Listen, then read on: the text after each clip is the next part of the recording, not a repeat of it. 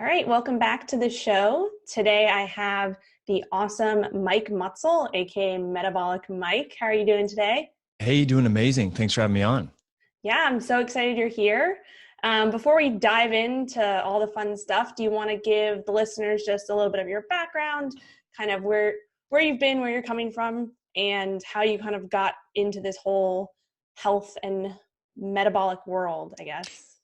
Yeah, no, I'd be happy to. I mean, like many people that have been in this space for a while, it came through, kind of an unhealthy food choices growing up and feeling kind of not so good, through sports and stuff. And then just kind of falling on nutrition, just kind of serendipitously, when I started lifting weights when I was 14, started playing sports and changed my life. I used to do a lot of like skateboarding and BMX biking and motocross riding, and wanted to kind of pivot in high school towards more, traditional sports, and ran track and played football and stuff like that. So found weightlifting, and then got sick in college, from overtraining. Actually, I got into bike racing on the cycling team in college, and got really run down, and was a pre-med undergrad at biology major, stuff like that, and had to kind of figure out for myself how to get healthy, because the school doctor was like, well, I think you're anemic.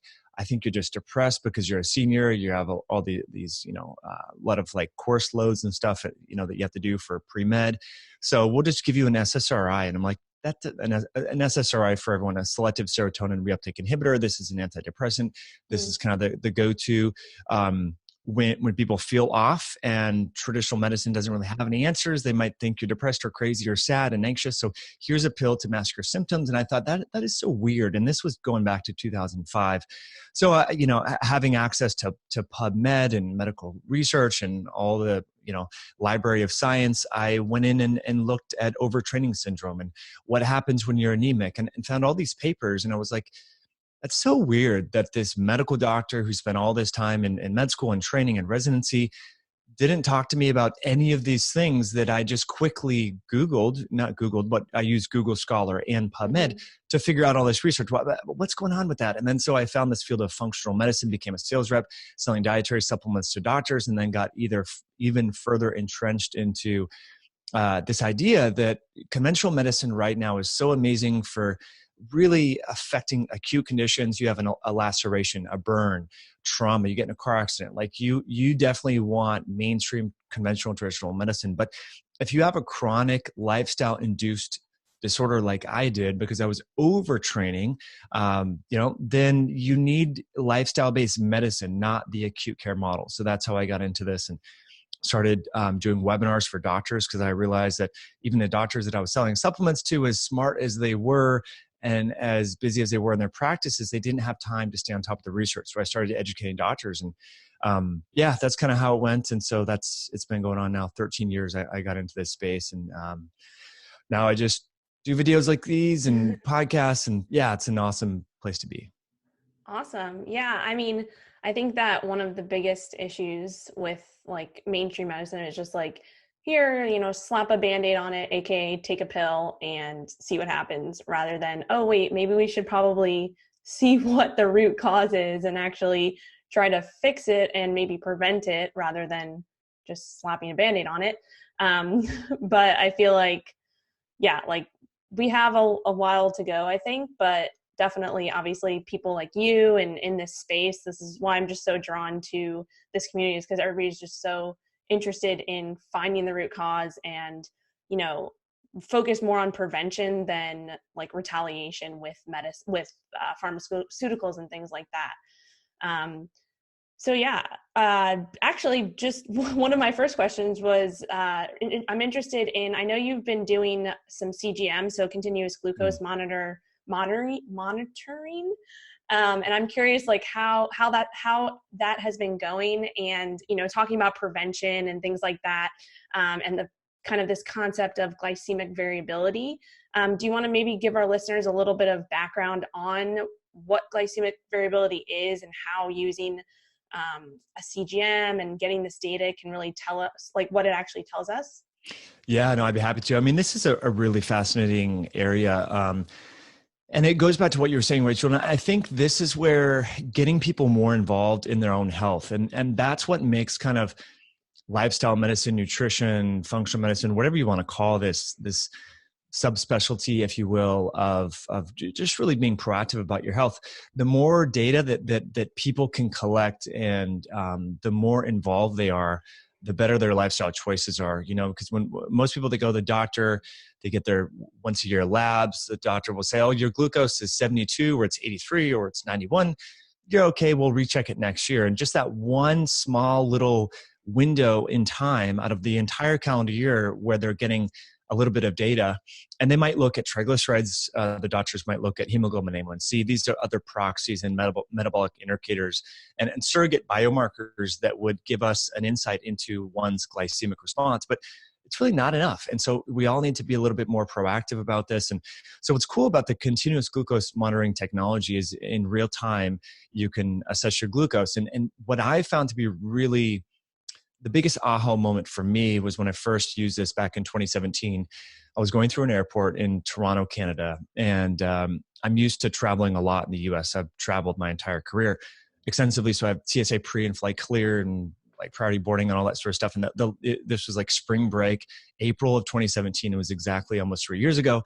And I was wearing my Abbott Freestyle Libre, and I was really stressed out because I was like, oh my gosh, I'm going to miss my flight. Like, don't they know I'm TSA pre? Like, why am I in this like nosebleed line, you know, for these chumps that don't even know how to take off their shoes through x-rays? And so I was like getting super stressed because it's not like Southwest Airlines where you can just easily change your flight and it doesn't cost a bunch of money. Like it was Air Canada. They're really strict about their rules.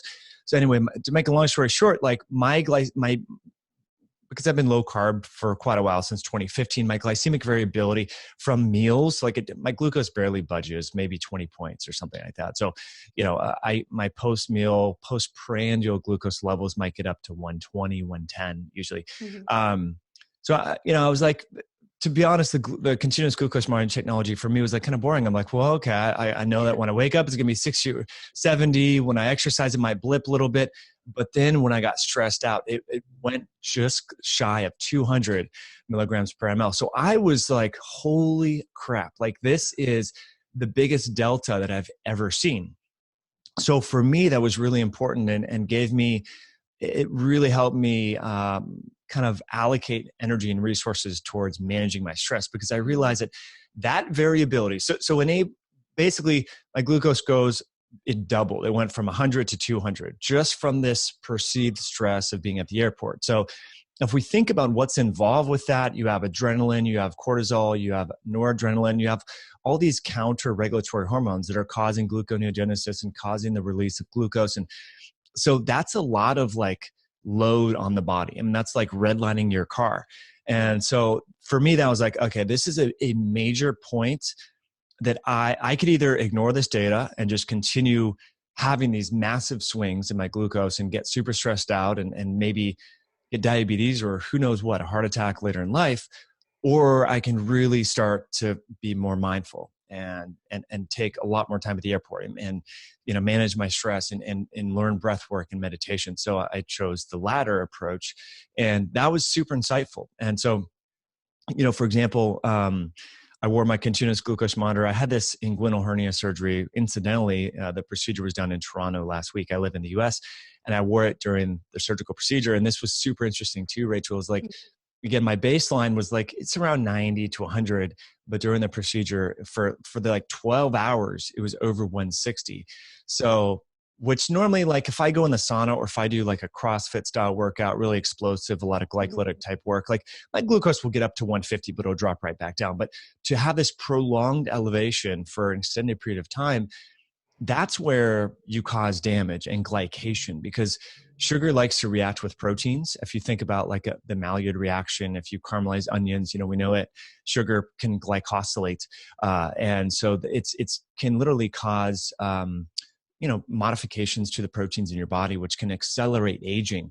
And there's this interesting receptor called the receptor for advanced glycation end products in your body, the RAGE receptor. And when that's triggered by modification from glucose, that triggers all these downstream inflammatory events. And one thing that I think it's important that all of the listeners understand is as we age, our inflammation naturally increases. And so recognizing glycemic variability and keeping your glucose levels in a more tighter range and not having so many peaks and troughs is a great longevity play, because again, as you age, you naturally become more insulin resistant. You naturally become more glucose intolerant, meaning your ability to regulate blood sugar diminishes, unfortunately. And to make matters worse, you become more inflamed. And so the more, carbohydrate and glucose swings, that just means that, later in life, you're going to have many more challenges. And, this translates into cognitive dysfunction. This translates into osteoarthritis, joint pain. All these things are all linked back to glycemic levels. So very important. And the coolest thing about it is it gives us, the onus is on us as people to be healthy. And so the more data that we know about our day-to-day decisions, our diet, our mindset, stress response, all that, more empowered we are. Imagine if someone said, oh yeah, my finances are great. I checked my bank account last Christmas. You're like, well, things have changed since last Christmas, right? And that's kind of the message, unfortunately, that a lot of people are getting from their primary care health professional that's not, kind of being educated in this lifestyle medicine that we're talking about here today. So super important. Yeah, for sure. And I think what is really cool that everything you just talked about was really structured around stress. And I think that is when someone hears, when someone hears about a continuous glucose monitor or these types of devices that track data, they immediately, from my experience, immediately think, oh, okay, what I'm eating is affecting this, right? So having a low carb diet or following a low carb diet or following a low fat diet or high carb, whatever. And the huge piece of the puzzle that's missing is the stress response. And I think that just everything that you just explained really goes back to, okay, if someone is, a lot of the clients that I work with are looking to, lose weight, fat loss is that's my main clientele.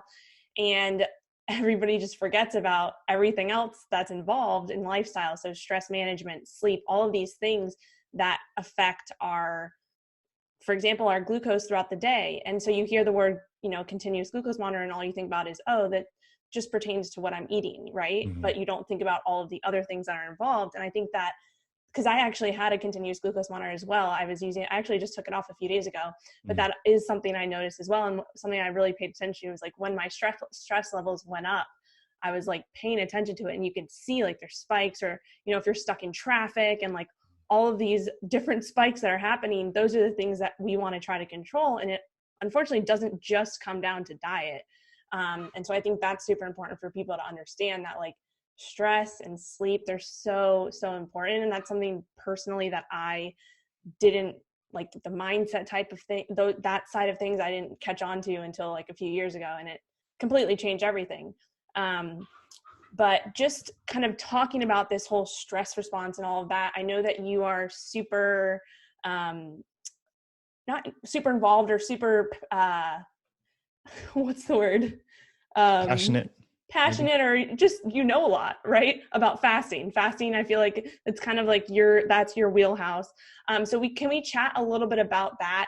And more so, a lot of my clientele are women who have either gone keto for a while, or they've, gone keto and have fasted for a long, long time, in terms of they fasted for a while and they've, what I call going down the fasting rabbit hole, where it's okay, well, if I'm doing this much, I should probably do more to get more of an advantage, and then more and more and more.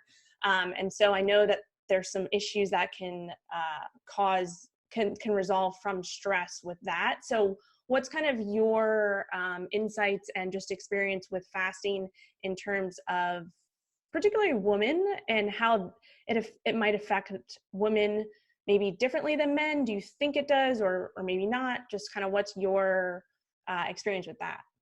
Yeah, that's a great question. And, I think fasting is such a powerful lever that we all have access to. And it's really baked into our DNA, as humans. I mean, this idea that food was available 24/7, 365, and we can just eat every 2 or 3 hours. I mean, it's really just not realistic. If you look at human evolution, or if you just spend any time in nature, you go out hiking for 3 days in the backcountry. It can be in California, it can be in Mexico, it can be in Alaska, right? You're not going to have all this access to food.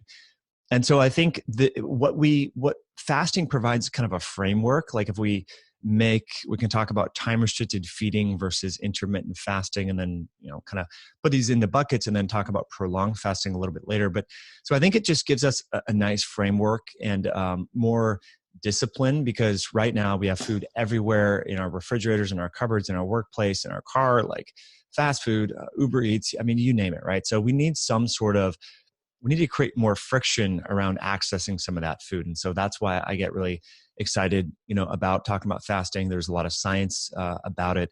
I was the last person, like 5 years ago, although I started getting into intermittent fasting like in 2014, but at prolonged fasting, I would have thought, oh, that's silly. Like who would ever do that? Why would you do that? You're just going to catabolize muscle and all this. But started to really dive into some of the Minnesota starvation experiment by Ansel Keys and some of his books, and just all the research that's emerged really in the last like 60 years about fasting. It blows my mind. And what really kind of got me excited about it, and I think you might share this excitement, Rachel, is, kind of the metabolic physiology that is linked to getting improved via fasting are the same metabolic machinery that are improved when we exercise. So you're kind of mirroring a lot of the same pathways. So it's kind of, and it makes, I find that if people are doing diet changes, okay, that's great, but that's just one like piece in the wheel. You start doing diet changes plus exercise, it's like, okay, that's going to be way more powerful than either one by themselves. And if you do diet changes plus exercise plus some sort of intermittent fasting and or time restricted feeding protocol, then it's like, okay, you're really covering a lot of ground here. We should expect results quickly, and that's what we often see.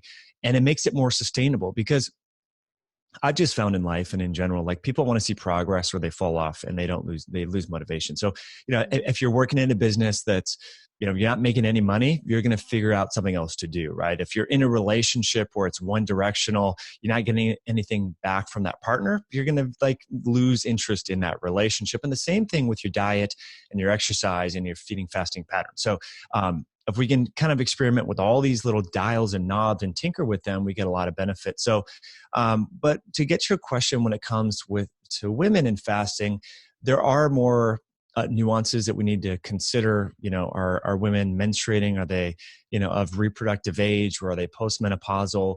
Have they had a history of an eating disorder and so forth? Because I find that a lot of people that have had, whether it's anorexia or bulimia or any sort of disorder around food, they love to just go in head first for fasting. And like you said, sometimes more is even better. And then we get into the state where we have energy deprivation. We start to hormone suffer. We get thyroid issues. We get hair loss. We get all that. So I think we have to be totally brutally honest with why are we doing this? What's our history and what are our goals? So if let's just say someone has a classic client for probably the two of us, overweight, busy mom, a couple kids. This is where fasting becomes really actually a lifestyle convenience factor. So you can compress your feeding window so that when you're busy running around, taking kids to games and sports and music events and to and from school, you don't have to worry about packing a cooler full of food. You can have like two major meals with your family and be good to go, and really compress that feeding window and bake in fasting to make your lifestyle more convenient. But if you're very, very physically active, you're already lean, these are the people that tend to have a little bit more complications linked with fasting. And we have issues with thyroid, hormone suppression, and we have muscle loss, and we have more anxiety, things like that. So, it kind of depends, where people are at in terms of their body composition, where they're coming from. But for blood sugar regulation, health, if they have too much body fat, things like that, many benefits. Postmenopausal, many benefits as well. Women that are trying to have children, that are of reproductive age, that are already lean and active, I don't like to suggest prolonged fasting or really, hammer down on the eating one meal a day and getting super aggressive with that, because it lends itself towards more complications. Because as we reduce our energy, the body fights back. And so as we, if you go into a chronic calorie deficit, right, then what's going to happen? Well, your thyroid hormones are going to go down. You're going to get more increases in counter-regulatory hormones, cortisol, adrenaline, noradrenaline, to help to raise glucose. I was looking for the gluconeogenic word, because, when we start to really crank down our energy intake, we rely upon more fatty acid oxidation, which is great, ketone utilization and all that. But our body, there's certain cells, particularly within the brain and the neurons and red blood cells, that absolutely need glucose. So that's why we get an increase in these different hormones. So I think it's important for people to figure things out. I recommend just starting very basic. I have clients to start out with like, hey, look, let's just fast for 12 hours a day. Like, we're already doing a lot of changes with your diet. We're getting you walking more, sleeping more, and all that. Just 12 hours a day. Can you do that? Yeah, I think I can do that. So basically you eat from 7 to 7. So you don't, after 7 p.m., you're not eating anything. Don't have your first meal or fatty coffee or collagen or whatever until 7 a.m. If you can go longer, that's fine, but just try to do that. And then work up to at least a 16-8. So you're fasting for 16 hours a day, eating for 8 hours. Most people can do that with their work schedule, with their athletic schedule, and all that. And it's just figuring out people's chronotype, or do they like to have breakfast or not? Is it easy for them to eat earlier in the day, or are they late night eaters? So it's like trying to figure that out, because everyone is so unique and different with their lifestyle. Some people are very social. They like to go out to dinner. So if that's the case, and I say, hey, look, just push your first meal towards later in the day, maybe noon.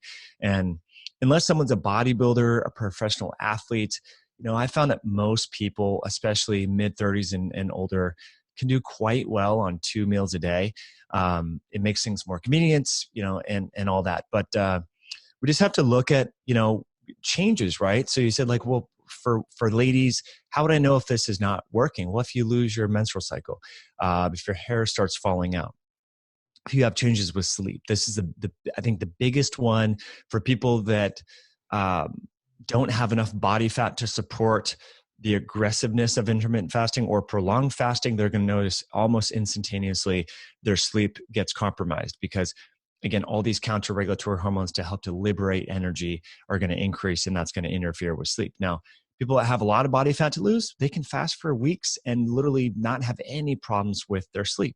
So this is where we got to pay attention to ourselves. And, what's unfortunately in the health space, we follow a guru, we hear our coworker or our friend or whatever, our niece or nephew, aunt, uncle, they do one thing, so we want to copy that very same thing.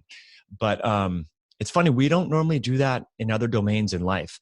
Like, if I were to invest in and make money buying and selling apartment complexes, that doesn't mean that everyone should do that, right? We all kind of customize what we do based upon our income, our risk aversion, and so forth. But when we hear about nutrition, we all just like jump onto the latest thing. And I think we all need to really kind of sit back and figure out what's going to work with our lifestyle. Where are we coming from a metabolic health perspective, and where do we want to go, and tinker and test and change, a few variables at a time. Don't make massive swings all the time. That's the other thing I see with people with fasting is they get excited about intermittent fasting, and then they're like, oh, this is cool. So then I'm going to do a 3-day fast. And then next week I'm doing a 5-day, and then I'm doing OMAD. It's like, all right, okay, I appreciate the enthusiasm is great, but we're changing a lot of things all at once. And then that can just lead to like a compensatory overeating and binging and disordered eating. And so we really, I think for me, having kind of an exercise background and knowing that the fasting metabolic machinery is very similar to the machinery and the mechanisms and the pathways induced through exercise, I think consistency is better than being super aggressive. So I like people to just be consistent with it. So if you're going to do intermittent fasting, okay, it's like you're starting a new workout program. Hit the gym 5 days a week. Try to hit every major body part. And with fasting, try to be very consistent with that as well, and try to do that.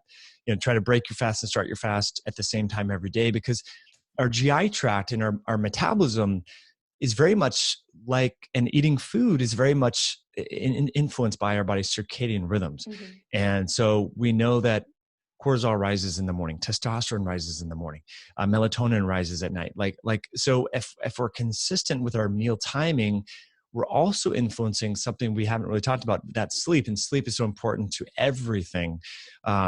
Especially when you wear your continuous glucose monitor, you'll see how a bad night's sleep totally throws off your glucose. And so the cool thing about all these different things is they're working together. So the more consistent you are with your meal timing and fasting windows and not having a bunch of erratic feeding behaviors, the more consistent your body's biological rhythms will be, which is a good thing as well. And lastly, adrenal fatigue. People talk about this. There's a lot of concern. Well, if I have adrenal fatigue, or if I have hypothyroidism, or if I have this or that, is fasting bad? Well, it's like, it could actually be helpful, because what you're doing is you're training your body's biological rhythms to be more in sync, because you're feeding and stopping feeding at predictable times. And so your biological rhythms become more entrained. So I know I've been talking for a while. You probably have some questions. Good.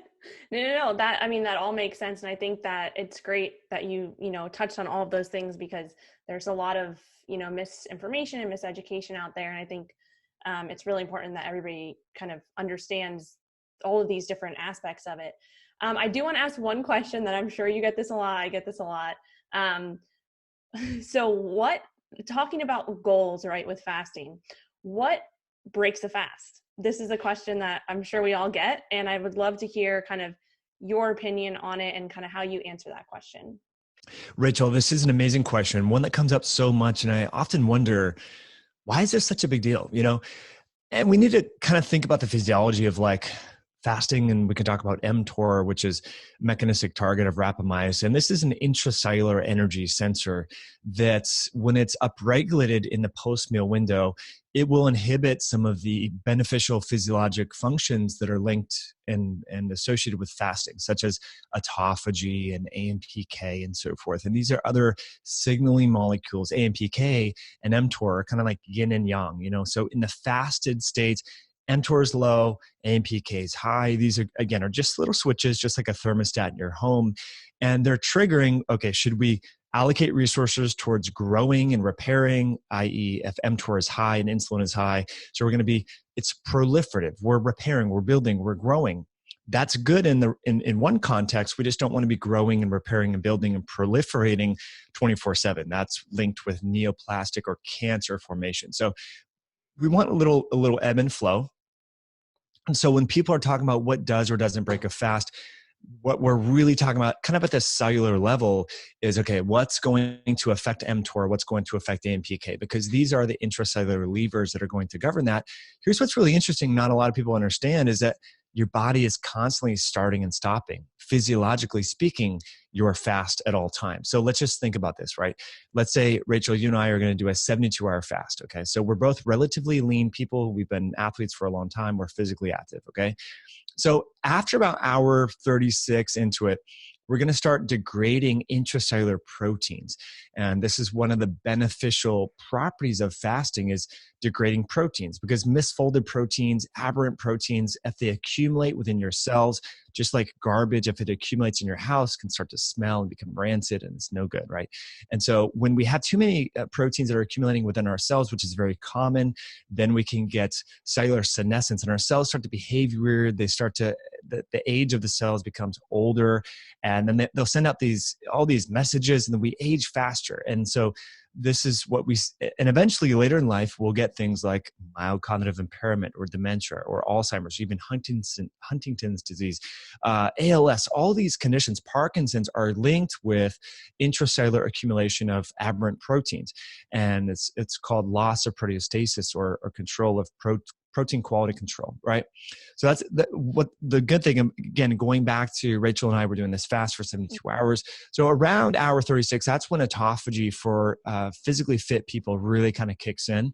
So we're going to start degrading these proteins. Now our body's going to say, okay, well, we don't want to blow all our matches right now. We want to kind of throttle this or pulse this. So as those proteins are being broken down, they're going to be releasing amino acids. That's going to mildly stimulate mTOR. So it's like your body's physiology is constantly throttling fasting. And so the level of autophagy will kind of probably slow down, and then it'll speed up and it'll slow down as we're breaking down proteins. So I know it's not a popular answer, but we're always starting and stopping our own fast if we're fasting, because we're theoretically and hopefully breaking down intracellular garbage through by way of autophagy. So that's kind of just, I want people to understand that's going on all the time. Now, getting specifically to your question, okay, well, what specific foods in my diet or whatever will the collagen in my coffee, is that going to break or start my fast? Well, it totally depends on your level of physical fitness and your physical activity. If you're Sally Smith, 40 pounds overweight, you didn't do your morning activity, you didn't exercise, you didn't go to the gym, you're waking up, making your keto coffee with collagen or whatever, and then you're going to work. Okay, that energy and amino acid load, not that it's very substantial from collagen, for example, it's not going to do you any favors in terms of fasting. And you might slow down this whole autophagy process and what people colloquially will call breaking your fast. But if Sally Smith is pretty lean, maybe 20% body fat, 22% body fat, she's fairly healthy, she's going to the gym, she's working out, she's doing this, a little collagen in the coffee, she's probably going to burn through that. So it's probably not a big deal. So I think the better question is how, and I know you'll love this word, we haven't yet mentioned it, but how metabolically flexible are you? That's going to govern whether or not having the amino acids in your drink or having collagen in your coffee, that's going to be the contingent factor that will determine what will or won't affect your fast. And here's why I say that. It's based upon research. This isn't Mike Mutzel just making this stuff up. There's several studies that have actually looked at the autophagy process, and I'll just pause. Autophagy is a way to kind of characterize intracellular cellular cleanup. A lot of people on the internet, and this is kind of a pet peeve of mine, they say autophagy is like cells degrading other cells like Pac-Man. It's like, that's not it at all. That's a totally misrepresentation of the science. Autophagy is your cells cleaning up trash that accumulates from basic biological functions. And the level of autophagy is actually influenced by our degree of metabolic flexibility. The more metabolically flexible and insulin sensitive one is, the higher the autophagy flux and the earlier that autophagy starts when we initiate a fast. In contrast, the more metabolically inflexible we are, the longer we might need to fast to induce autophagy. And therefore, along those lines, the easier things would be in our diet that would interfere with the autophagy processes, right? So again, so low metabolic flexibility, high degree of insulin resistance and obesity and prediabetes and stuff like that, then the collagen in the coffee, the whey protein, the MCT oil, those might be just enough energy to kind of prohibit this process. Whereas if one is very physically fit, super active, compressing the feeding window, they've been doing this for a while, I'm not so worried about, a little collagen in the coffee or BCAAs during a workout or a little whey protein, because we need to keep in mind that one way to kickstart autophagy and get all the benefits of fasting is, as much as it pains me to say, is just straight up calorie restriction. So, if you look at people that just restrict their calories by 20 to 30%, autophagy increases, right? You're getting a lot of those same processes that are going on. So, yeah. So it's like, if all you're having is a little collagen, and you don't have much body fat, you're going to be burning through that. And I'm not so worried about that. And then we also need to keep in mind our age as well. So as we age, autophagy naturally declines. So Sally Smith, who's 21 years old, has keto collagen in the coffee, not worried about it. Sally Smith, who's 82 years old and wants to have autophagy upregulated and longevity and all that, then we need to be a little bit more strict, because we know that as we age, autophagy, like everything else, goes down. So we need to amplify what we're doing. So I don't know. Does that make sense? No, that makes total sense. And I would say, like, when someone asks me that question, I always, like, immediately my mind goes, okay, what is the goal of the fast? So, for example, is the goal to, quote unquote, turn on autophagy? Or is the goal that you are trying to push your feeding window off because that helps you adhere to your calories for the day better? Because we know that we have to, and tell me if you agree with me, have to be in some type of deficit to lose body fat. Yeah. There's all the extreme, like all the other things going on, but bottom line is you have to be in some type of deficit to lose body fat. And so if that is the goal, which for many people it is, then maybe having, like, for example, if a client comes to me and they say that they can't get through their 16-hour fast unless they have a tablespoon of, cream in their coffee just because they can't stomach black coffee. So is that okay? That's usually the questions I get. Mm-hmm. And usually what I say, and I want your opinion on this, is like, I say if it's, under like 100 calories, usually I say like try to stay between 50 calories, then that shouldn't be like too harmful. In terms of if your goal is to just push off that eating window so you can say have, less calories then and get to your quote unquote caloric intake for the day or caloric goal. And that seems to, from just my experience and from what I've done myself, seems to be the kind of underlying factor is the adherence. Like, can you adhere to this? And if you can adhere to it, then keep doing it. Totally. And so, but if the goal is true autophagy and to get those benefits, then anything breaks the fast. Is that kind of? I think so. Yeah, no, I would agree with that. I mean, I had a client just yesterday was like, okay, Mike, I love this fasting thing. It's working for me. I can, wait until 1 to have my first meal. Then I'm having dinner by 6:30, and it's like I'm doing the 2 meal a day, and that's great. He's like, but I really like these cappuccinos in the morning, and I don't add sugar to them. Just have a little bit of cream. What do you think? Like, dude, look, if that's going to keep this consistency train chugging along that we're trying to get going, then do it. Like, I don't care. Now, in 6 weeks, when we revisit, retest your blood work and look your body fat, if we're not making progress, then maybe we're going to have to get rid of the cappuccinos. He's like, all right, I get it. Right. So that's what I would say is like, look, let's try this. Let's do everything else. But when things aren't working or you're not getting the results that you want, then yeah, maybe it is that 50 calorie, 100 calorie, or whatever you were saying.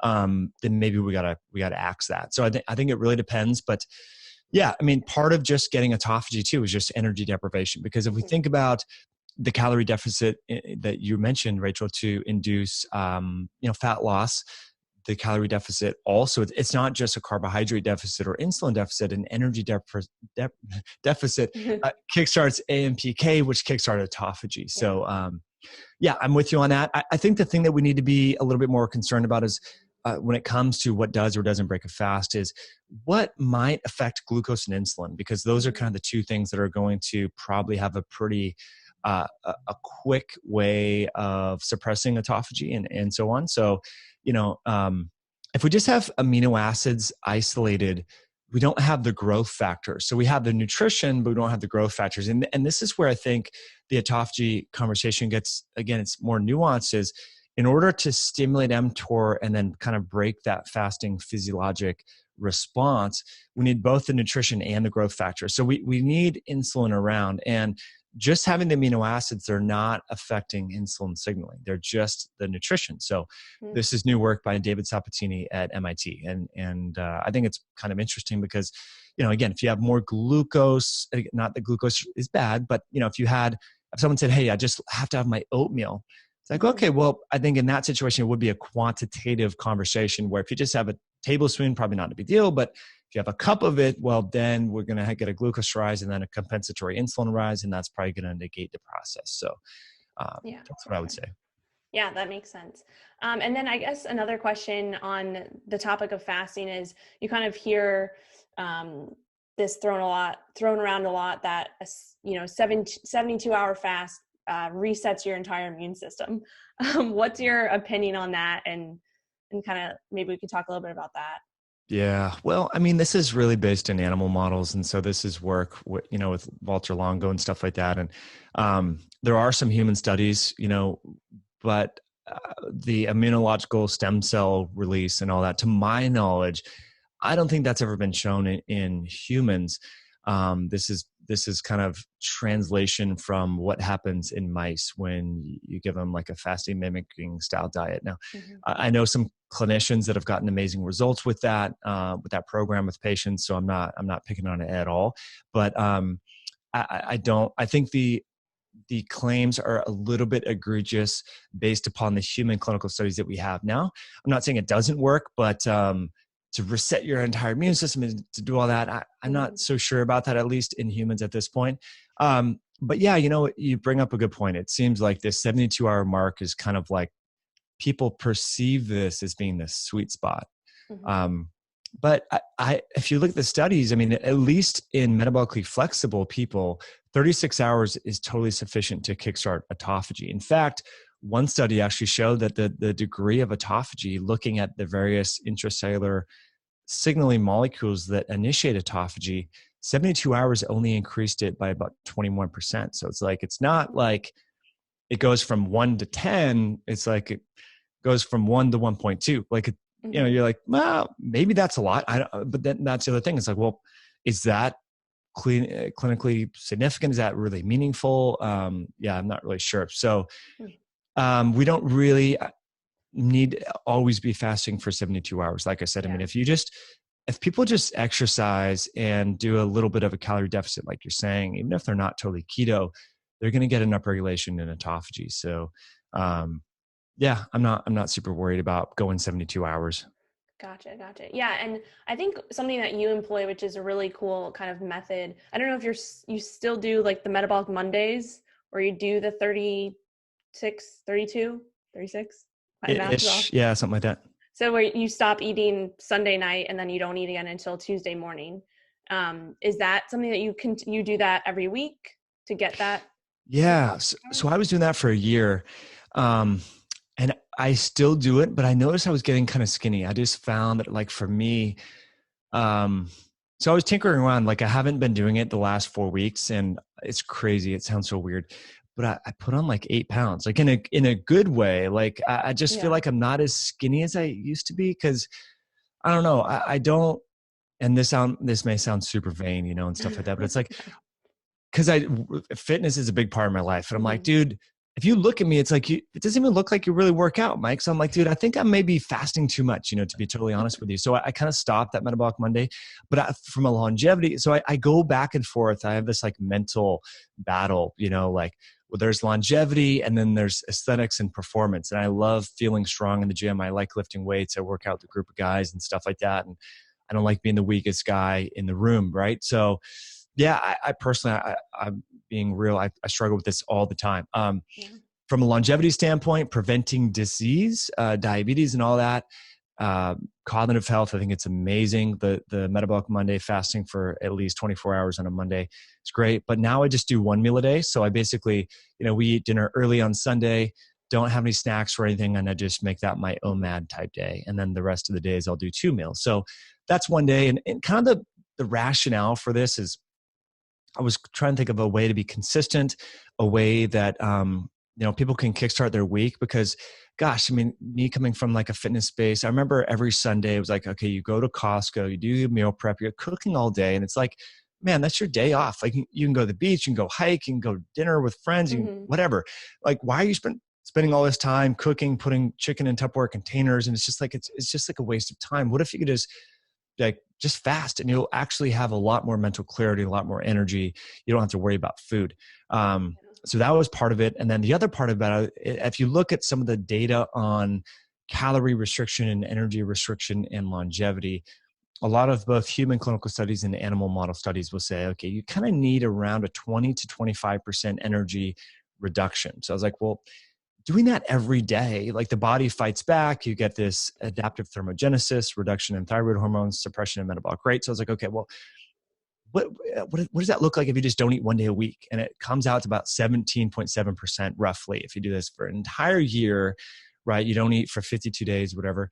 That it comes out to around 18%. So it gets you really close to that theoretical target of suppressing cancer and disease and all that. So I was like, that could be cool. Whereas you don't have to worry about your energy intake necessarily. You don't want to overdo it on the other 6 days. But if people could just do that, I was like, that's really, like, I could just tell my mom to do that. Like, I could tell my dad, like, hey, just don't eat on Monday. You're like, okay, I could probably, that works. I think I can wrap my head around that. Maybe it'll take a couple of weeks to adapt.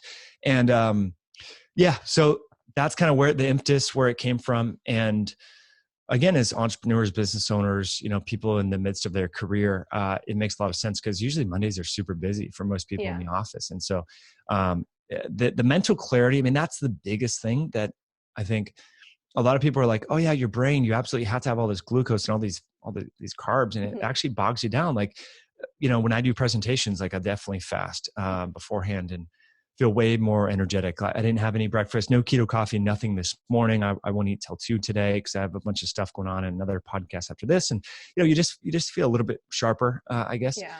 So yeah, that's kind of the impetus. And again, for fat loss, for people that aren't that active, I would suggest totally doing Metabolic Monday and or alternate day fasting. You just Mhm. eat, say, Monday, Wednesday, Friday, don't eat Tuesday, Thursday, Saturday, stuff like that. There's a lot of good data for fat loss and blood Yeah. sugar.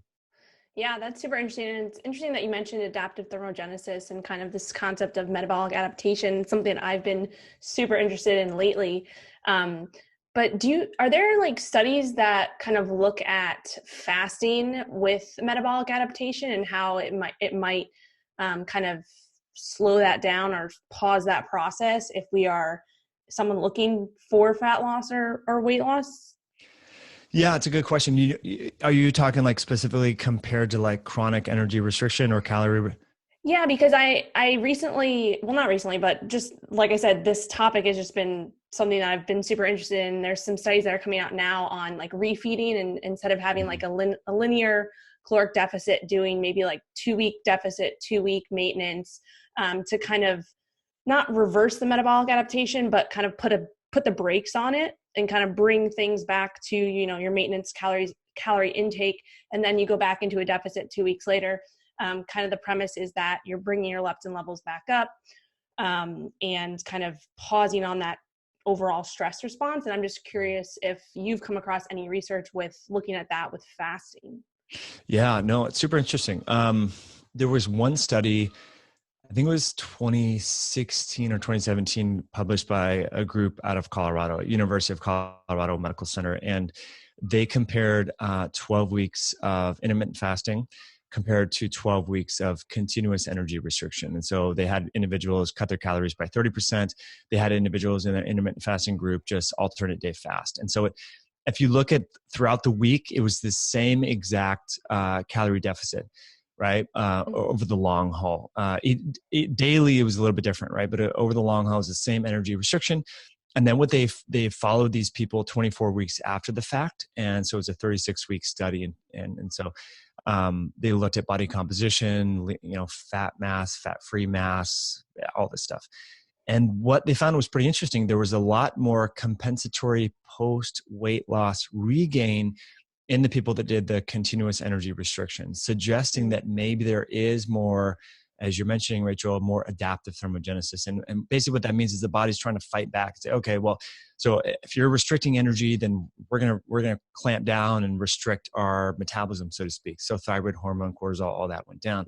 And there was more muscle mass lost in the continuous energy restriction group. And so anyway, I think the take home, everyone's so different, but I think the take home message here, and the way that I interpret this, and of course I'm super biased, but I think, ketones have unique energy signaling behaviors. They're not just,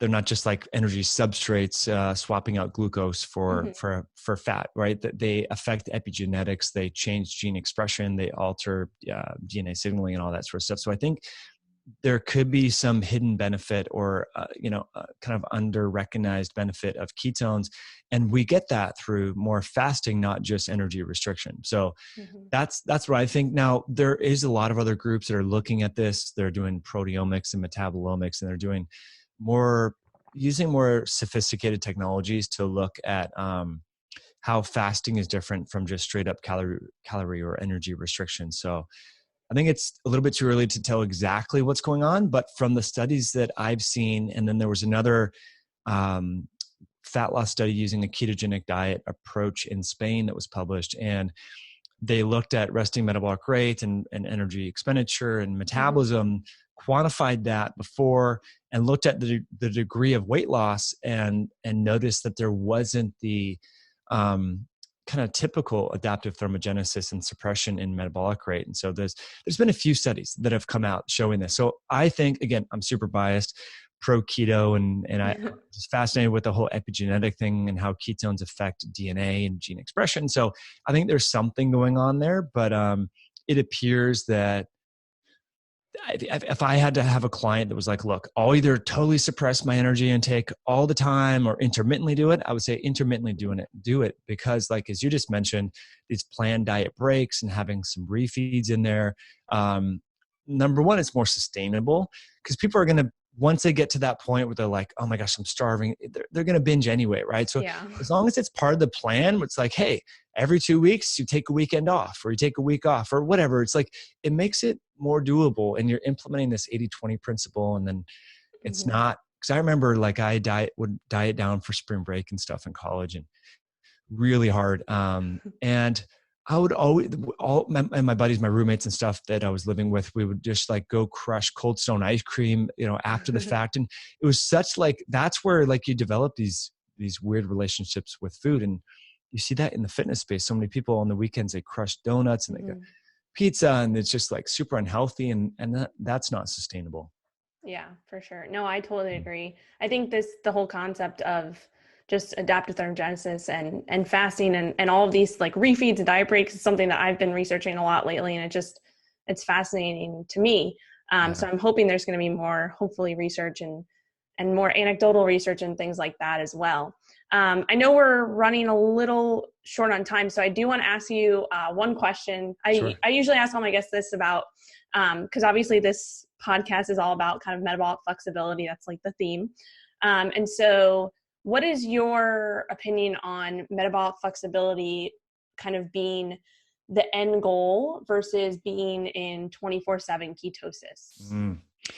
Yeah, I'm with you on that. Is being more flexible, and I'm a little biased again here because I have a garden. We have, I'm looking at like a huge apple tree, a bunch of pear trees, blueberry bushes, raspberries, all that, right? So it's like if I'm being real, like we're gonna eat that stuff, and we recommend that for our clients. Like I think like ancestral humans or paleo people or our ancestors wouldn't say, oh, I don't eat raspberries because I'm keto. You know what I mean? Like I think the ultimate goal is that we would be flexible enough, we'd be physically active enough, our lifestyle would be busy enough, and that we can afford to have seasonally available foods, and it's not going to cause a metabolic meltdown. So I think that's the goal. But some people have been eating every 2-3 hours, having fast food, eating when they're not hungry, having way too much sugar. And so they can't afford to eat like that. So there needs to be a period of very strict ketosis, and if we think about during the winter months, as we're kind of coming out of winter, as we film this, it's fatty meat, it's protein, it's bone broth, things like that, right? That's kind of what our ancestors would have ate. So it's a very low carb kind of approach. So you're coming out of a window of maybe even prolonged ketosis, and now in spring, more fruits and tubers are available. So that's my approach. But I always kind of provide the caveat if your physical activity warrants it. Like I don't think we absolutely need to have the raspberries and the blueberries and the apples and all squashes to be healthy. But if you're physically active, you can afford to have these foods as long as you're not reacting to them on a GI perspective, on an immunological perspective, and get away with them. And so that's why I like exercise. And it was funny during Christmas time, there was this woman who I always see at the gym, and she was just crushing it, like doing all these circuits and everything like that. I'm like, what are you training for? She's like, I'm training so I can eat, man. Like, come on. And I was like, that's really, because I think, I kind of think like that too. It's like the cool part about going to the gym is like, you can have a little bit more leeway in your diet. And so, that's the way so I think metabolic flexibility all the way. Yeah, for sure. And I like that, what you said about like, that's kind of how I think too. But one thing that I want to mention is that some people think, oh, I can go to the gym and then eat because they think I'm burning all these calories. But the most important thing I think is to think about is this kind of phrase that I've been throwing around lately. It's exercise to build, not to lose, which means that you want to exercise. Sorry, now my throat's. Yeah, it's weird, eh? Too much talking. So focusing on rather going to the gym to burn calories so that you can eat more, you should really be focused on going to the gym to build muscle so that you can eat more, because we know, geez, the more muscle we have, the more muscle is a metabolically taxing tissue. So the more muscle you have, generally the more you can get away with eating. And obviously this doesn't happen overnight. Like, it takes time to build muscle and things like that. But that's something that, especially for women, it's like once that light switch goes off, that's like, oh, okay, that makes sense. Now I need to stop. I need to get off the treadmill and I need to get under a barbell or whatever it may be and start building some muscle so that I can, if I do lose weight too, if I lose body fat, then I can maintain that a lot easier and potentially eat more, right? Yeah. And so that's something that I think is becoming more mainstream, but it's super important, like exercise to build, not to lose. I like that. Yeah. Yeah. We just have to get it through women's heads. I mean, I even noticed it with my wife sometime over the years. Like, so we met in 2010.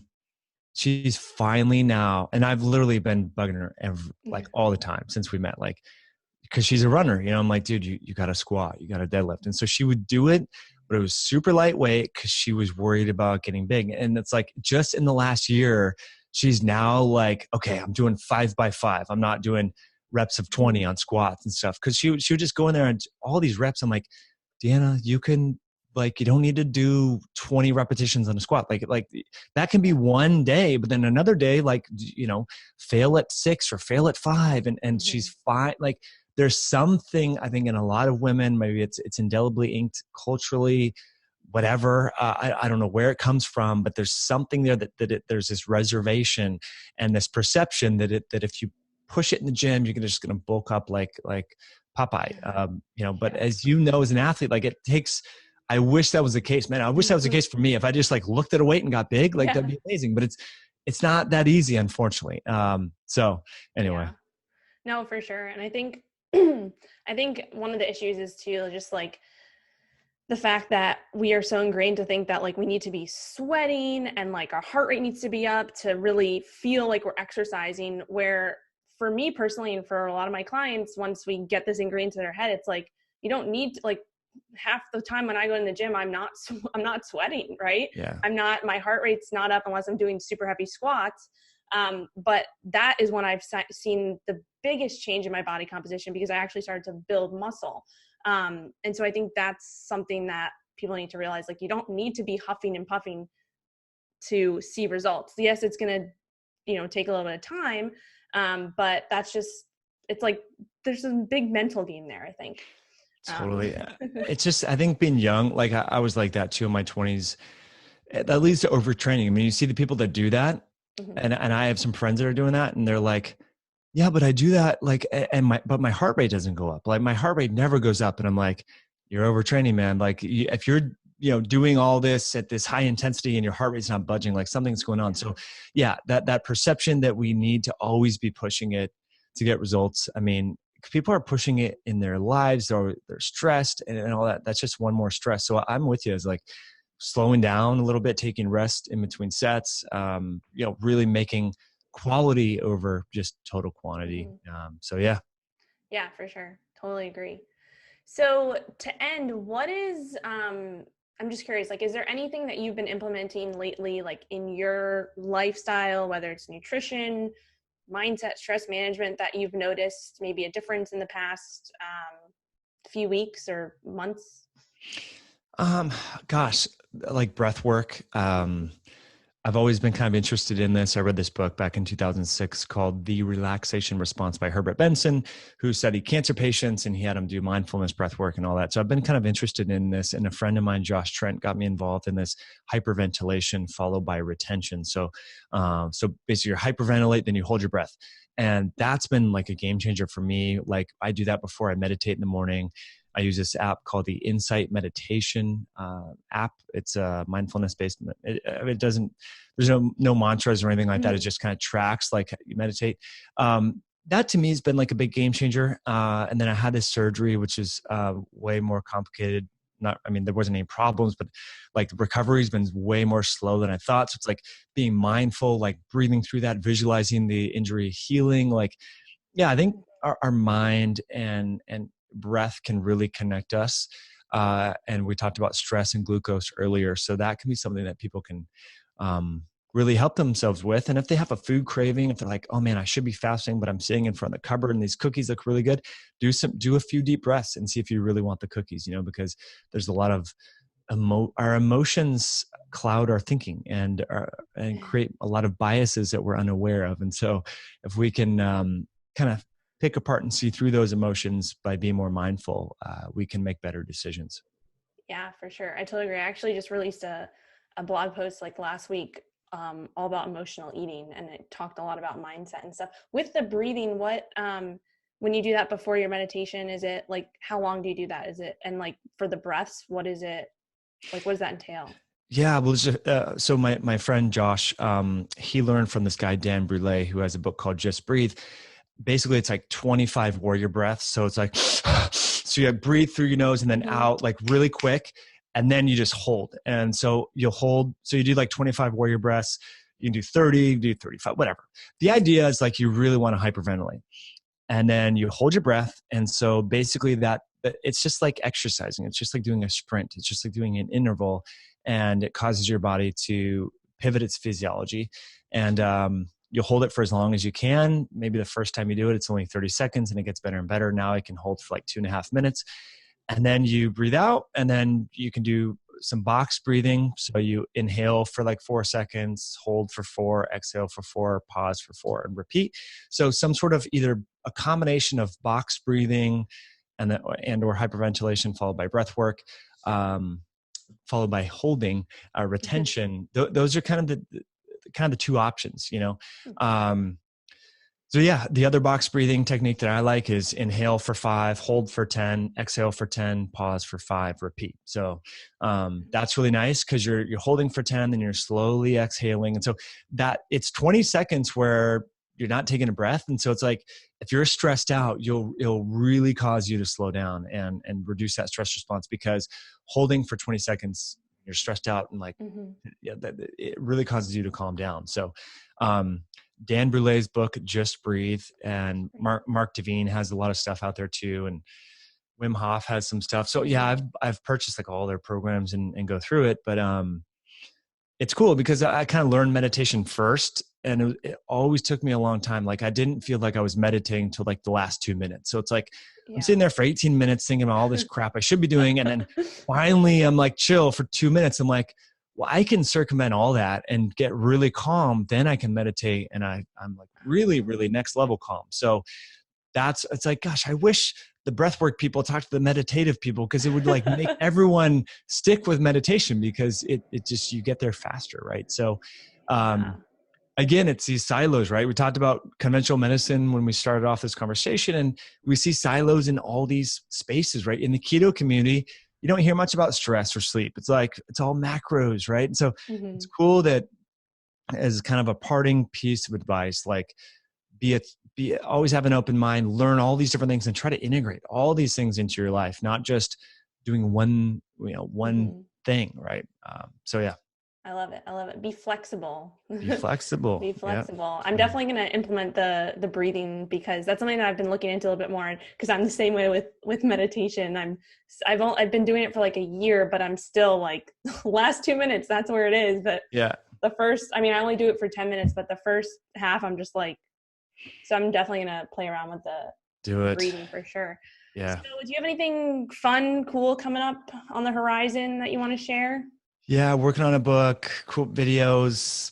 Yeah, I mean, if people enjoy this podcast, I'm over on Instagram, Metabolic Mike on Instagram, and my YouTube channel is High Intensity Health. Sweet. Yeah, Mike has your YouTube channel is amazing, and your podcast, everything. Definitely look up to you and trying to get on that level. Sure. Thanks so much. Anything I can do to help?